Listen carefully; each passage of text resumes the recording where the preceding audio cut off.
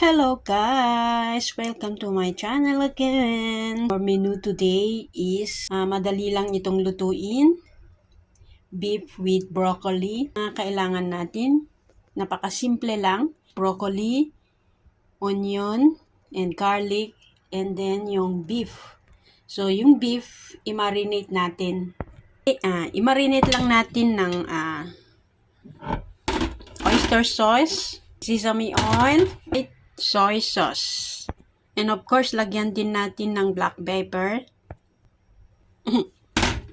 light soy sauce, sesame oil, lagyan natin black pepper, lagyan natin.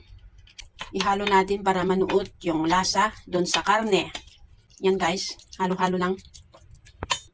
Ito yung pampalambot sa karne. Ito yung sikreto paano lumambot yung karne. So, kailangan natin i-marinate. Cornstarch. Naihalo na natin yung cornstarch. So, ito na yung mga ingredients na iluluto natin. Napakasimple lang. So, let's start to cook now. Let's go!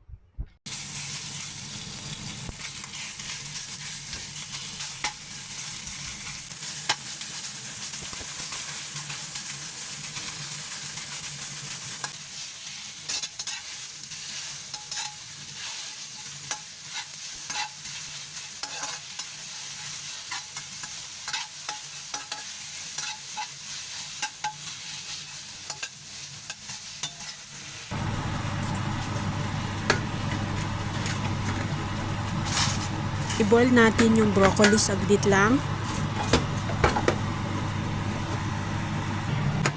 After ma-fry ko yung beef ng saglit, tinanggal ko muna, hinango at i-fry ko yung bawang sa sibuyas.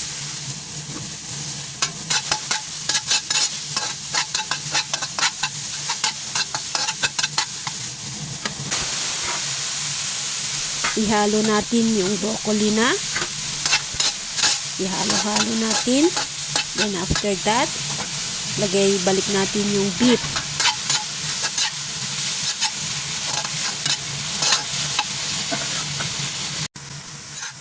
Nilagyan ko ng kunting tubig.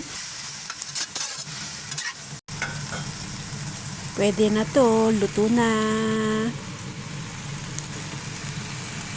Beef with broccoli. Happy lunchtime. It's time to eat. Thank you for watching. Bye-bye.